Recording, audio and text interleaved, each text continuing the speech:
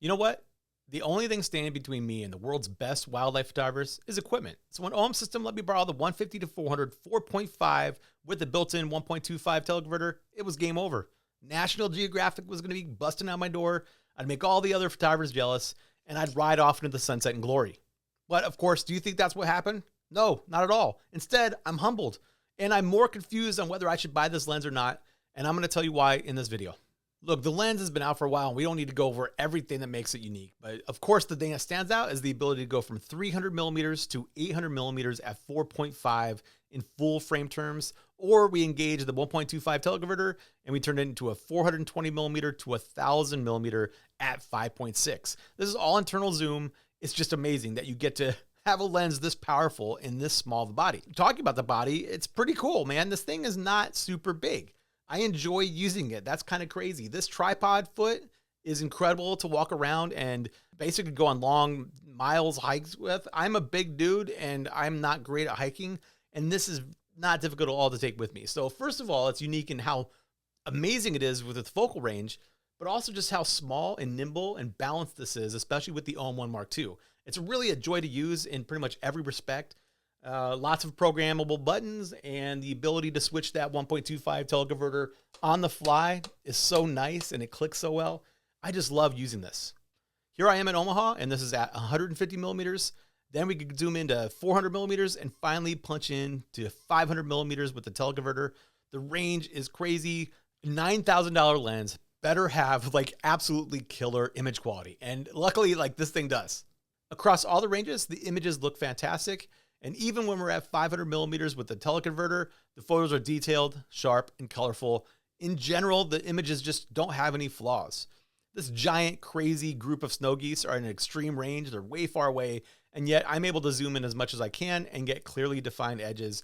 It makes the images just really, really pop. But when we get all that range, it doesn't really matter unless we have, really world-class autofocus.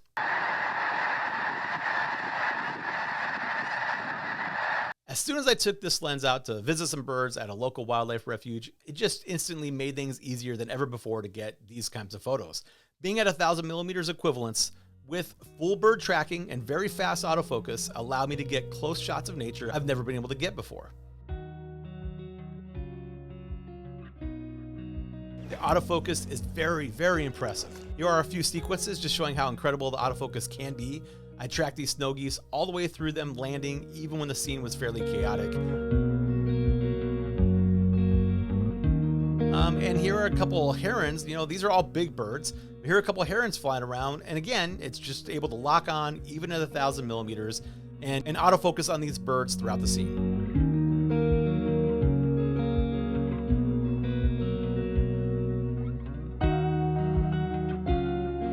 But it's not all perfect, okay? There are some flaws. There's a major flaw that we're gonna talk about pretty soon. I wanted to save that till later. Beyond getting the stuff in the distance, this lens is also really good at shooting stuff close.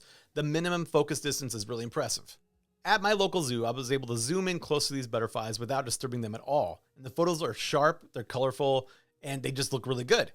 And so overall, in general, and after a month using this thing, it's given me the best wildlife shots I've probably ever taken when I'm looking at, trying to zoom in all the way. I told you earlier that this lens has one big flaw, kind of related to autofocus, right? And I kind of lied. It's not the lens's fault. What I'm talking about, the biggest flaw is me. This thing is really awesome, except for sequences like this, and sequences like this, and sequences like this. And the thing is, it's not the lens's fault. I am framing these birds up totally wrong. I am not able to track these things at 800 or 1000 millimeters to give the lens and the camera the best chance to focus. I really think it's just like, I'm just not ready for this thing yet, okay?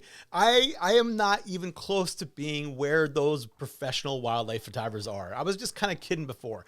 I was trying to do a cheat code. Maybe I could get in closer and do things that those people do, but that's just not how it is. The difference is really in just decades of practice. Those people go out and they're shooting at 800, 1000 millimeters, 600 millimeters, and they're practicing all the time.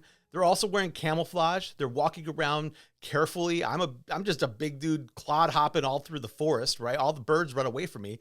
Those people are tracking where to go at the right times of the year, where the sun's going to be.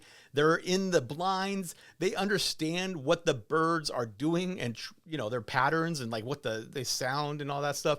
Those people, that is the difference, right? That is all the stuff that actually matters. And I have cheaper stuff. I have the 300 F4 Pro, which is amazing with the 1.4 teleconverter.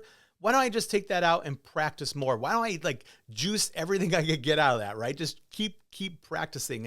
And really that's what I have decided. This lens has revealed that I'm just not a grown up photographer yet, that I can use this to its best potential. And so what I'll do is I'll keep the 50-200 right over here. The 50-200 with the 1.4 teleconverter is a really good combo.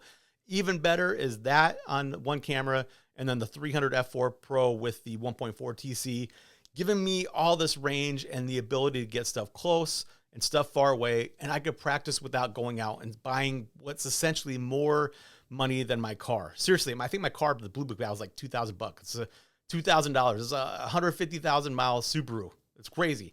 Okay. So again, I love this thing. I'm going to be really sad to send it back to Home System today. I'm going to send it back later, but I still enjoyed using it. I got some great shots. Maybe one day, maybe I'll be able to go out and buy this and get the most out of it.